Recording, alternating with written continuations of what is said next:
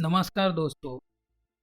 मैं आपका होस्ट उमेश आपके लिए लेकर आया हूँ एक और सस्पेंस थ्रिलर कहानी को, जिसको लिखा है रजनी हाड़ा जी ने। और इस कहानी को ऑडियो प्लेटफॉर्म पर लाया है अनसुलझे रहस्य ऑडियो स्टोरीज ने। मशहूर शेफ तारा जी का घर। हॉल में सलीके से सजी डिजाइनिंग टेबल, रेशमी सफ़ेद मेज़पोश, सुगंधित मोमबत्तियाँ, बीच में रखे फूल, दो चमकीले डिनर प्लेट और कांच के कटोरे में रायता। सब इशारा कर रहे थे एक खुशनुमा रात के इंतज़ार का। अभिमन्यु किचन के दरवाजे पर खड़े थे। पूरा किचन मसालों की खुशबू से सरोवर था। होता भी क्यों ना, स्लिप और फर्श पर चावल और सब्जियां फैली हुई थी। बिरयानी का बर्तन जमीन पर औंधे पड़ा हुआ था और बराबर में थी तारा की लाश। सिंगल कट है सर, बिल्कुल नपातुलावार। या तो किसी डॉक्टर का काम है या कसाई का। सीनियर इंस्पेक्टर विजय ने अंदाजा लगाया। हत्यारा एक पुरुष है और जानकार भी, जो कि हत्या के इरादे से नहीं आया था। क्रिमिनल इन्वेस्टिगेटर अभिमन्यु ने कहा। वो कैसे? जबरन घुसने का कोई निशान नहीं है, ना कोई ताला टूटा है और ना ही कोई धक्का मुक्की। जाहिर है दरवाज़ा तारा ने किसी जानकार के लिए खोला था। किचन में काम करते समय कातिल ने उसे पीछे से दबोचा और एक ही बार में गला रेत दिया। इतनी मजबूत पकड़ किसी पुरुष की हो सकती है, और हत्या का हथियार बना तारा का ही किचन का चाकू। निश्चित रूप से कुछ तो हुआ था, जो उस खूनी को खून करना पड़ा। अभिमन्यु ने सामने रखे नाइफ सेट की ओर इशारा किया, जिसका सबसे बड़ा दांतेदार चाकू गायब था। अचानक हुए हमले से तारों को चीखने तक का मौका नहीं मिला था। एक शेफ अपनी जिंदगी का आखिरी खाना बना रही थी और उसे ये पता तक नहीं था। विजय ने लाश को गौर से देखते हुए कहा। अभिमन्यु ने स्लिप पर बिखरे चावल के चंद दाने उठाकर मुंह में डाल लिए। बेस्वाद। बाहर सोफे पर तारा का पति डॉक्टर राजवीर अपने वकील के साथ धीमी आवाज में कुछ कुछ बातें कर रहा था। डॉक्टर राजवीर ने ही सबसे पहले लाश देखी थी सर। उन्होंने ही हमें इत्तला किया था। और वह खिड़की के पास कौन है? वो तारा का वकील नवीन है सर। राजवीर और तारा के बीच डिवोर्स केस चल रहा था। शायद इसलिए राजवीर ने इसे भी फ़ोन किया होगा। विजय पूरी जानकारी इकट्ठा कर चुका था।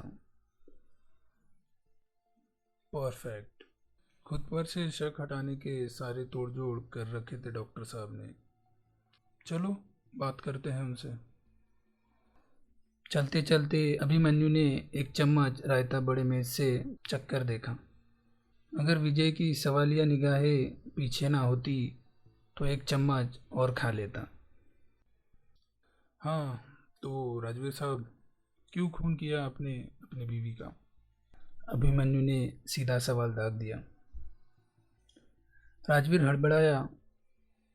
नहीं सर, मैं क्यों मारूंगा, बल्कि मैंने खुद पुलिस को कॉल किया है। वैसे सुना है आप दोनों का तलाक होने वाला था।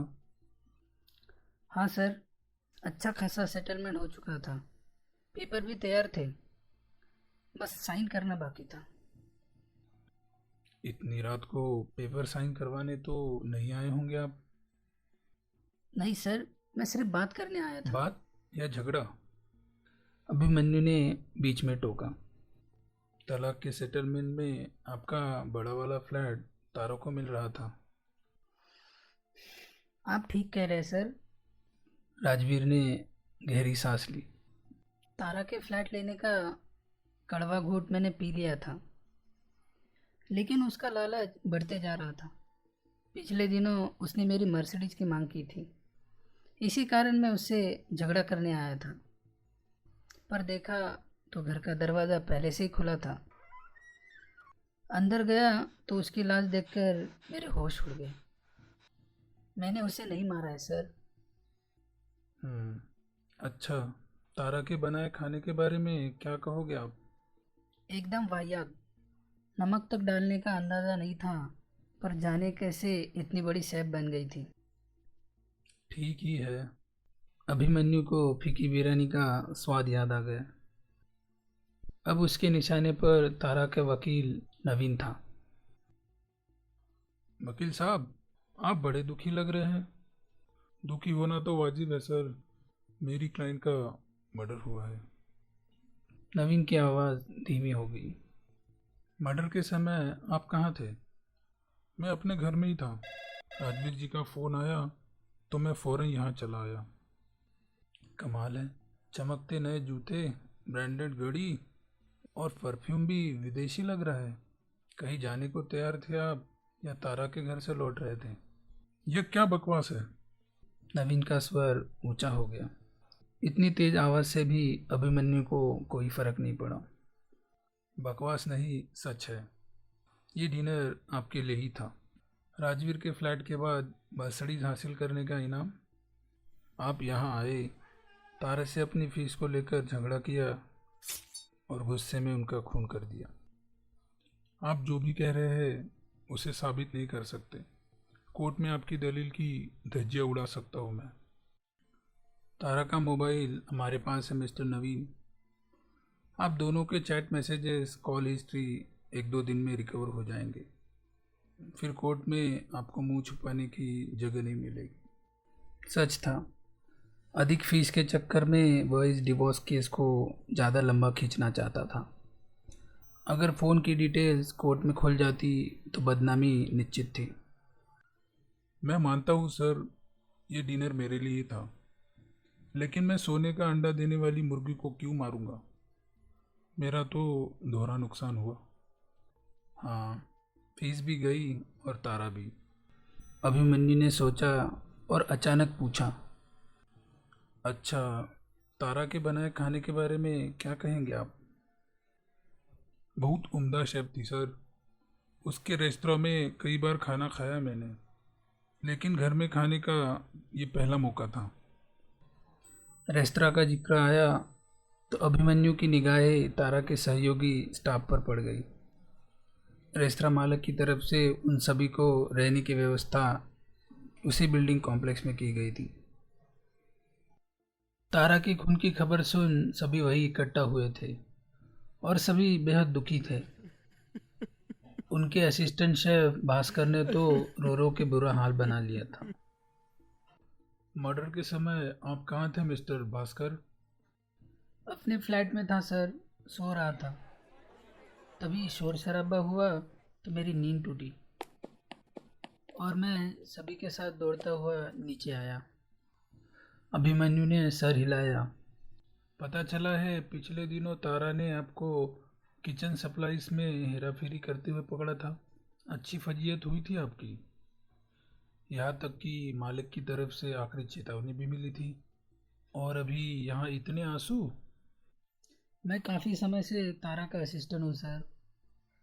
काफ़ी कुछ सीखा है मैंने उनसे। हाँ, मैं मानता हूँ मेरी गलती पर उन्होंने मुझे हमेशा डांटा है, पर इतनी सी बात के लिए भला कोई खून कहता है क्या?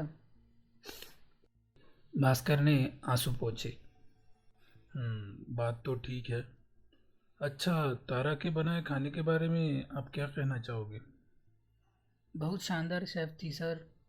नई नई डिश नायाब तरीके से बनाने में और पेश करने में उनको महारत थी।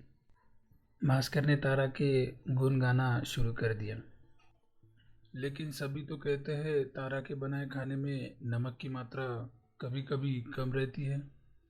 और आप तो उनकी शान में कसीदे पढ़ रहे हो।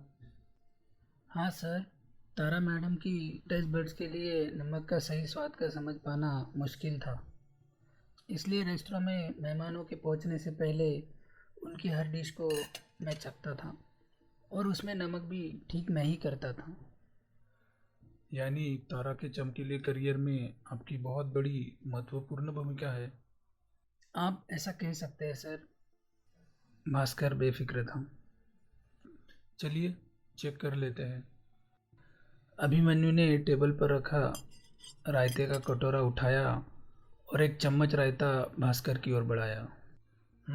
तो बताइए, तारा ने इस डिश में क्या क्या मिलाया है? कंधे उचकाते हुए भास्कर ने चम्मच ली और रायता चखा। खीरा, धनिया, पुदीना पाउडर, बारीक कटी हरी मिर्च, भुना जीरा और जरा सी चीनी। और नमक? अभिमन्यु की नज़र भास्कर के चेहरे पर टिकी थी। नमक? जी हाँ, वही नमक जिसे हमेशा तारा इस डिश में कम डालती थी और जिसे हमेशा आप ठीक कर देते थे मेहमानों के पहुंचने से पहले। इसका मतलब? इसका मतलब डिनर टेबल पर रखे रायते में नमक की मात्रा एकदम परफेक्ट है मिस्टर भास्कर। तारा की एक और डिश, या यूँ कहूँ तारा की आखिरी डिश, जिसमें नमक की मात्रा आपने ही ठीक की है। भास्कर बहुत चक्का हो गया। रायते में नमक? इस बेकार सी चीज़ से आप मुझे हत्यारा साबित करना चाहते हैं? अपराधी चाहे कितना भी होशियार हो मिस्टर भास्कर, कोई ना कोई सुराग अवश्य छोड़ देता है। विजय, टेबल पर रखी नमकदानी फॉरेंसिक जांच के लिए भेज दीजिए और भास्कर के फ्लैट का सर्च वारंट लेके आइए। हत्या का हथियार हमें वही मिलेगा। अभिमन्यु का लहजा सख्त हो गया था। ये सब सुनकर भास्कर टूट गया। वो मेरे करियर के पीछे बढ़ गई थी सर। मैं केवल उससे मामला सुलझाने के गुजारिश के लिए आया था। मैंने उससे समझाने की हर मुमकिन कोशिश की, लेकिन वह आग बबूला हो उठी। मेरा भविष्य बर्बाद करने की धमकियाँ देने लगी। मेरा दिमाग घूम गया था। मैंने आग देखा न था, वही रखा, चाकू उठाया और मैं ऐसा करना नहीं चाहता था सर। ये मुझसे हो गया, मुझे माफ़ कर दीजिए। भास्कर ने चेहरा हाथों से छुपा लिया। लंबे अरसे तक तारा के बनाए खाने में नमक की मात्रा ठीक करते करते भास्कर ने आदतन मेज़ पर रखे रायतों को चखा और अनजाने में ही उसने उस रायते में नमक मिला दिया था। शेफ तारा की सबसे बड़ी कमजोरी आज उसके कत्ल का खामोश सुराग थी।